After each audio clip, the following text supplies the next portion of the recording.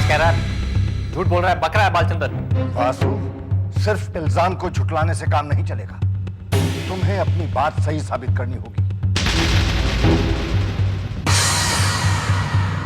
नहीं बाबूजी, अपनी सफाई में मैं एक शब्द नहीं बोलूंगा। लेकिन वासु, अगर ये इल्जाम झूठा है तो तुम्हें साबित कर देना चाहिए।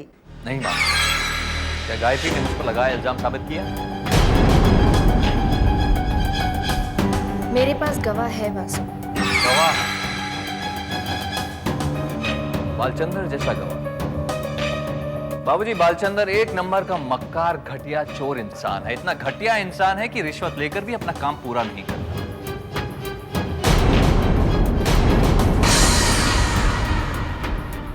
और आप चाहते हैं कि इस मक्कार की गवाही पर मैं अपनी सफाई पेश करूं? नहीं बाबू, मर्जी आपकी। आप इस मक्कार की बातों पर विश्वास करें जो कि आपको कुछ नहीं लगता, या फिर आप मेरी बात पर यकीन करें जो कि आपका दामाद आपके नाती का पिता लगता है। लेकिन बालचंद्र ने सिर्फ तुम्हारा ही नाम क्यों लिया? सही कह रहे हैं आप बाबू, बालचंदर ने सिर्फ मेरा ही नाम लिया। बालचंदर गायत्री का गवाह है। नहीं बाबूजी, मैं गायत्री पर शक नहीं कर रहा हूं। जिस तरह मैं इस घर का दामाद हूं, गायत्री भी इस घर की बहू है। मेरे जैसे ये भी इस घर का भला ही चाहती है। क्यों गायत्री, मैं सच कह रहा हूं। तुम कहना क्या चाहते हो? बाबूजी, मैं ये कहना चाहता हूं कि सच्चाई सिर्फ वही इंसान जानता है जिसने झूठ बोला है।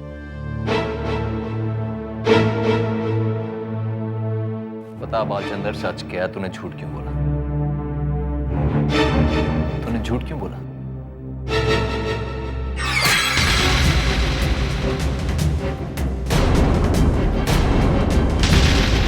मेरा नाम क्यों लिया तूने बाबूजी?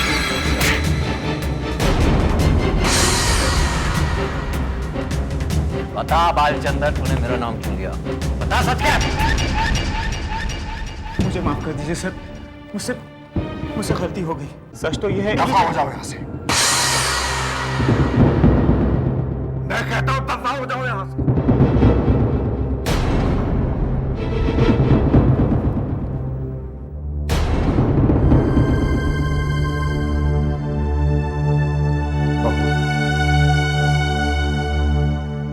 मुझे तुमसे ऐसी उम्मीद नहीं थी। तुमने बगैर सोचे समझे, जांचे परखे बालचंद्र की बात पर विश्वास कर लिया। बाबूजी, अब आप इजाजत दें। चलो कविता। वासु, तुम कहाँ जा रहे हो? मां, जिस घर में मेरी ईमानदारी पर शक किया जाए, उस छत के नीचे मैं नहीं रह सकता।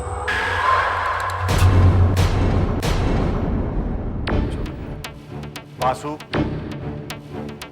तुमको कहीं जाने की जरूरत नहीं। बाबूजी, मेरा जाना ही ठीक होगा। इतना बड़ा इल्जाम लगा है मेरे सर। प्लीज कहीं मत जाइए, प्लीज। वासु, तुम कहीं नहीं जा रहे हो।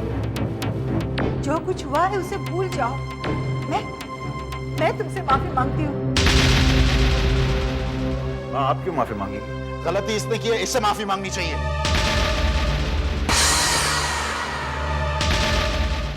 बहू, विक्रम ठीक कह रहा है। दामाद जी से माफी मांगो।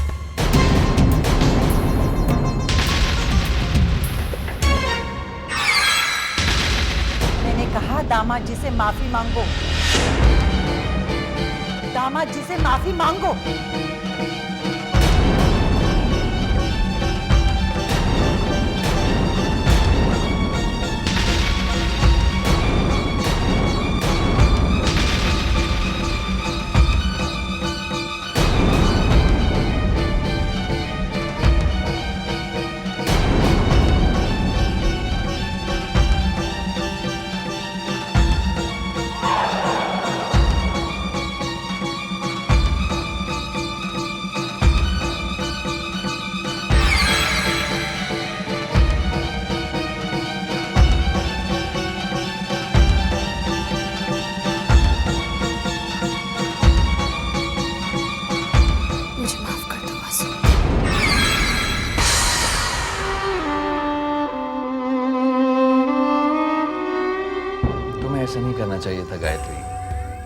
मैंने कभी तुम्हारा बुरा नहीं चाहा।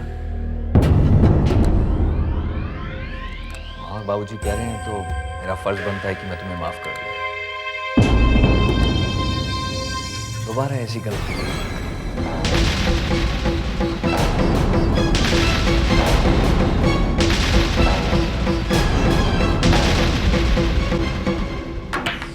हेलो राज।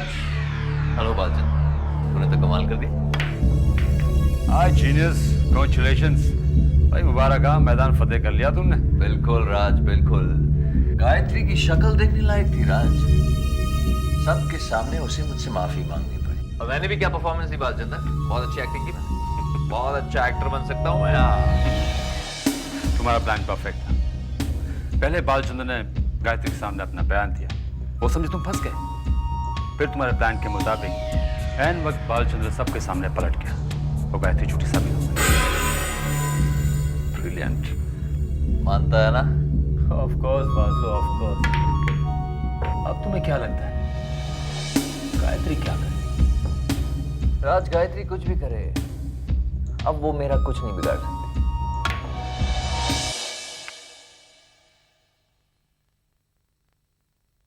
दीदी, भोला बहुत गुस्से में है। आपको वासु जैसे पापी और पाखंडी इंसान से माफी मांगनी पड़ी। भोला वासु को सबक सिखाकर रहेगा। नाराज मत हो भोला, जीत हमेशा सच की होती है। नहीं दीदी, ये कलयुग है, यहाँ जीत हमेशा झूठ की ही होती है। अगर आपकी बात सही होती तो आज वासु इस घर से बाहर होता। नहीं भोला, जीवन में हर चीज को पाने के दो रास्ते होते हैं, एक ईमानदारी का, दूसरा बेईमानी का। बेईमानी का रास्ता बहुत आसान होता है, लेकिन ईमानदारी का बहुत मुश्किल, कदम कदम पे परेशानी होती है। इसलिए कलयुग में लोग बेईमानी का रास्ता ही चुनते हैं। हमें भी वासु की तरह टेढ़ा रास्ता ही चुनना पड़ेगा। नहीं भोला, उस रास्ते पर चलने से जीत जरूर मिलती है, लेकिन बस कुछ ही देर के लिए, जैसे वासु को मिली है। अगर जीवन में पूर्ण विजय को प्राप्त करना है तो सच्चाई के रास्ते पर चलना होगा, क्योंकि अंत में जीत हमेशा सच की होती है। यानी जीत हमारी होगी और वासु हारेगा। झूठी जीत से झूठा अहंकार पैदा होता है और झूठे अहंकार से जन्म लेती है पराजय।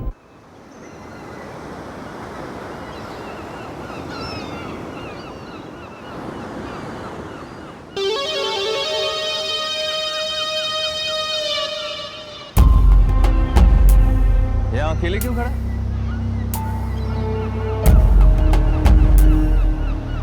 कुछ नहीं। वासु, मैंने तुझे गलत समझा, मुझे माफ कर दे प्लीज। भूल जा, गलतफहमी हो जाती है वगैरह। वासु, तू ही मेरा एक सच्चा दोस्त है। अगर ऐसी बात है तो फिर प्रॉमिस कर कि तू मुझ पर कभी शक नहीं करेगा।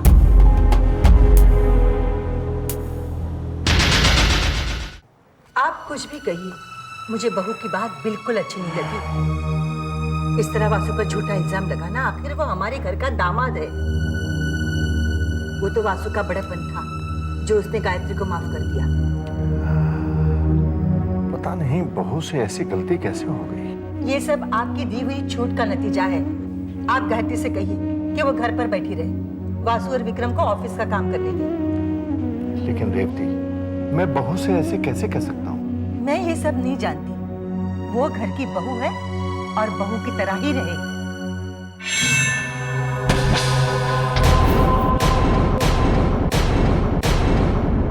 वो घर की बहू है और बहू की तरह ही रहेगी। इस तरह वासु पर झूठा इल्जाम लगाना, आखिर वो हमारे घर का दामाद है।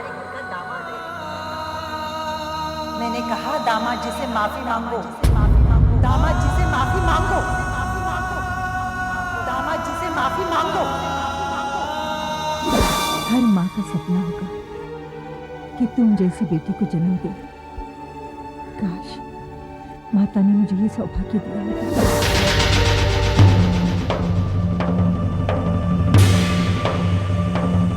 आप गायत्री से कहिए कि वो घर पर बैठी रहे। वासु और विक्रम को ऑफिस का काम करने दो। बाबूजी, मैंने फैसला किया है कि मैं अब ऑफिस नहीं जाऊंगी। लेकिन बहू, तुमने फैसला क्यों किया? ये ऑफिस, ये बिजनेस, ये सब मेरे बस की बात नहीं है। लेकिन बहू, यूं अचानक नहीं बाबूजी, मैंने काफी सोच समझकर ये फैसला किया है कि अब से मैं ऑफिस नहीं जाऊंगी। बहू सही कह रही है, इसे ऑफिस जाने की क्या जरूरत है? अब बहू, जब तुमने फैसला कर ही लिया है तो मैं क्या कर सकता हूँ? बाबूजी, ये वो पावर ऑफ अटॉर्नी है जो आपने मुझे दी थी।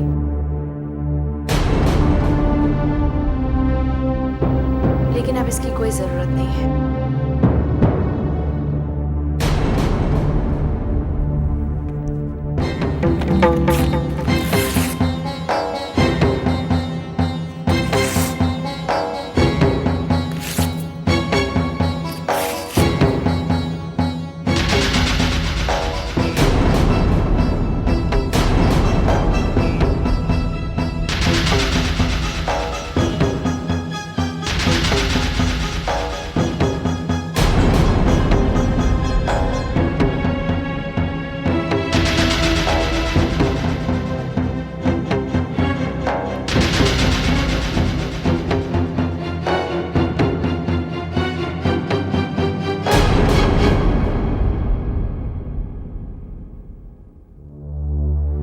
क्या किया दीदी? आपने पावर ऑफ अटॉर्नी को फाड़ दिया? माँ जी की भी यही इच्छा थी। लेकिन दीदी, वो कागज तो विक्रम और वासु से लड़ने का हथियार था। अब हम वासु को घर से बाहर कैसे निकालेंगे? भोला, मुझे माँ जी और बाबूजी को ये यकीन दिलाना होगा कि वासु ही इस घर का दुश्मन है। भूल जाइए दीदी, ये नामुमकिन है। ये सब होने के बाद बाबूजी और माँ जी आपकी एक भी नहीं सुनेंगे, उल्टा हमें शर्मिंदा होना पड़ेगा। मुझे अपनी चिंता नहीं है भोला, मेरे साथ चाहे जो होना है हो जाए। ये जो हुआ हो काफी नहीं है, क्यों अपनी बेइज्जती कराती हो? इस घर की इज्जत को बचाने के लिए। लेकिन दीदी, मुझे माँ जी और बाबूजी को यकीन दिलाना होगा, वासु की असलियत को सबके सामने लाना होगा। इस घर को मुझे हर कीमत पर बचाना है।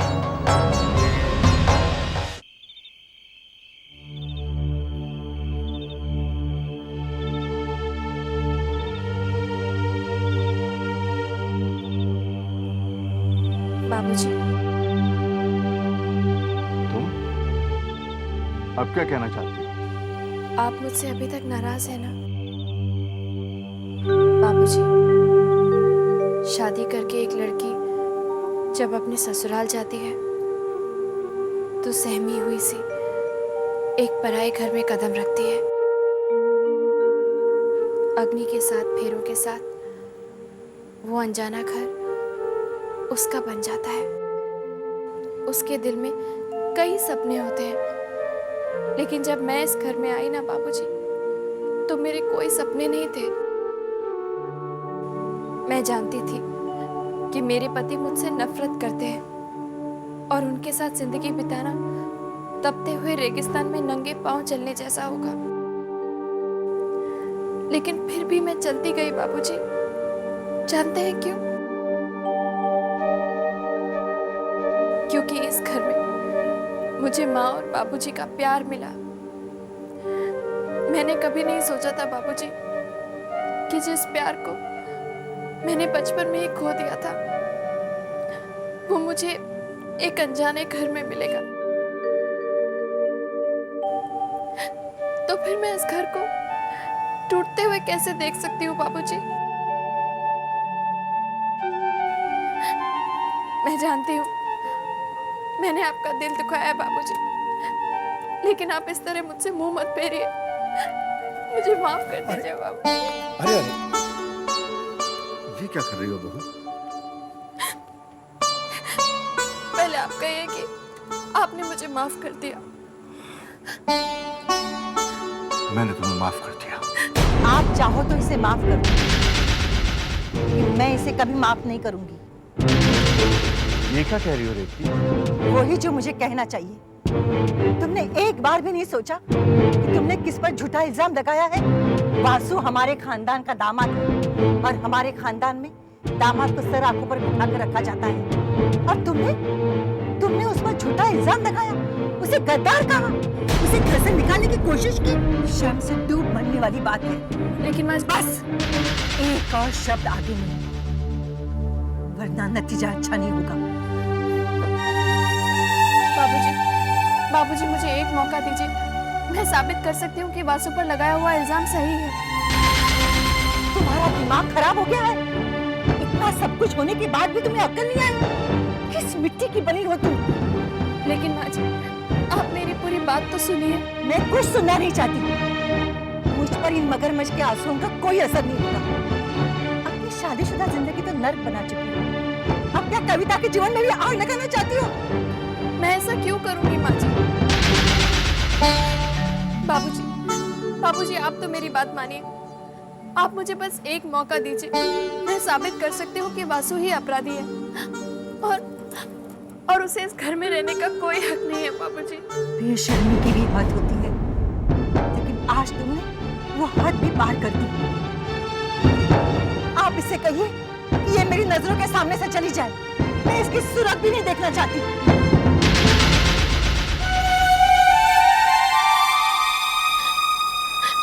बाबूजी, आप मुझे जो सजा देना चाहते हैं आप दीजिए, मुझे मंजूर है।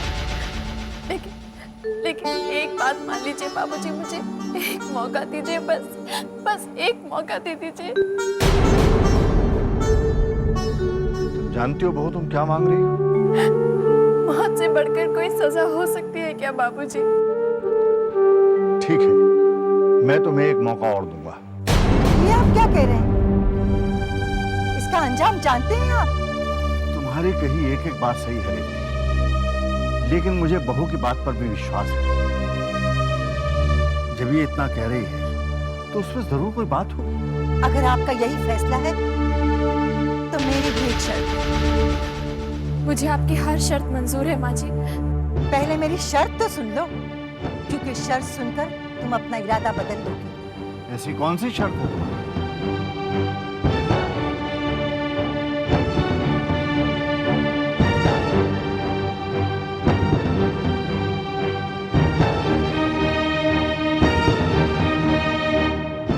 अगर गायत्री अपनी बात साबित नहीं कर पाई तो जो सजा वो वासु को देना चाहती थी वो सजा उसे भुगतनी पड़ेगी। गायत्री को ये घर छोड़कर जाना होगा।